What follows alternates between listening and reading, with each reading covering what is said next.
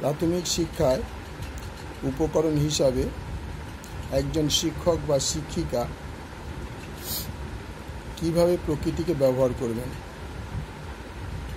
অর্থাৎ আমাদের যে প্রকৃতি আছে শিক্ষকরা এই প্রকৃতিকে কিভাবে ব্যবহার করবেন।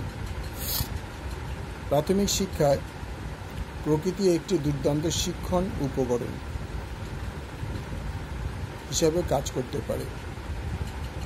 একজন শিক্ষক বা শিক্ষিকা প্রকৃতিকে ব্যবহার করে শিশুদের শেখানোর সময় বিষয়গুলিকে আরও জীবন্ত, আকর্ষণীয় এবং বাস্তবমুখী করে তুলতে পারেন। কিছু কার্যকর পদ্ধতি তুলে ধরা হলো। প্রকৃতির উপাদান ব্যবহার করে পাঠদান, অর্থাৎ কীভাবে প্রকৃতির উপাদান থেকে ব্যবহার করে শিক্ষা দেওয়া হয় শিশুদের। পাতা, ফুল, পাথর, মাটি ইত্যাদি ব্যবহার করে গাণিতিক গণনা শেখানো, যেমন যোগ, বিয়োগ, গোষ্ঠীবদ্ধকরণ। বিভিন্ন আকৃতির পাতা বা ফল ব্যবহার করে জ্যামিতিক চেহারা শেখানো হয়। 2 নম্বর পয়েন্ট হচ্ছে বিজ্ঞান শেখাতে প্রকৃতি পর্যবেক্ষণ, গাছের বৃদ্ধি, মৌসুম পরিবর্তন,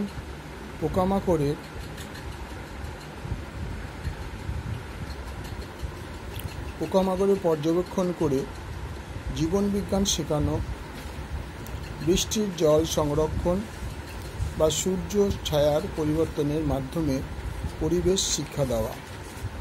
3 নম্বর পয়েন্ট আসছে ভাষা ও সৃজনশীল লেখার অনুশীলন। শিশুদের প্রকৃতির দৃশ্য দেখে ছোট গল্প বা কবিতা লিখতে বলা হয়। পাখির ডাক, বৃষ্টির শব্দ শুনে তাদের অনুভূতি প্রকাশ করতে শেখানো হয়।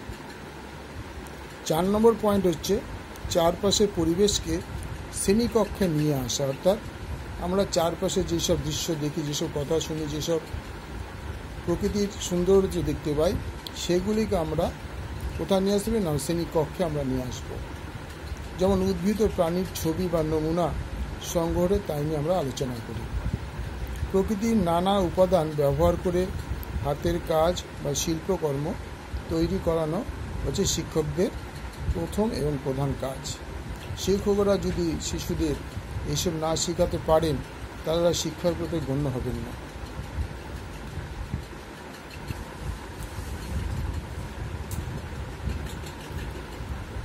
বহিরাঙ্গন শ্রেণীর আয়োজন।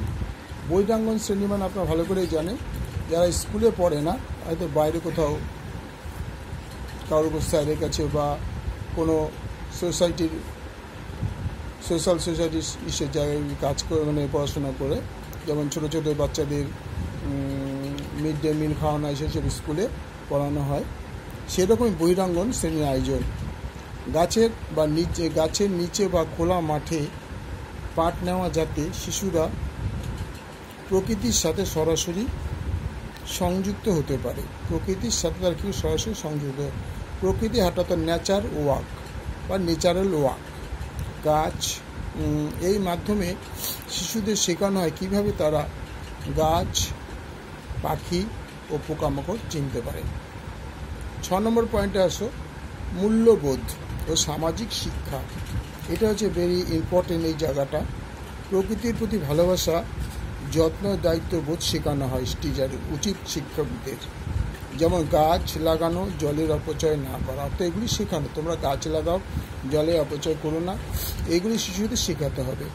উপসংহার, পরিশেষে আমরা বলি উপসংহার যাকে বলি, প্রকৃতি শুধু শেখার একটি উপাদান নয়, এটি শিশুদের কল্পনা, বিশ্লেষণ, অনুভব এবং আবিষ্কারের শক্তি জাগিয়ে তোলে। একজন শিক্ষক বা শিক্ষিকা যদি সঠিকভাবে প্রকৃতিকে শিক্ষার অংশ হিসাবে ব্যবহার করেন, তাহলে শিশুরা আরও আনন্দময় ও প্রভাবশালী উপায়ে শিখতে পারে। আমাদের এই চ্যানেলের এই অংশটা যদি আপনাদের ভালো লাগে, লাইক করবেন, শেয়ার করবেন, সাবস্ক্রাইব করবেন। ভালো থাকবেন।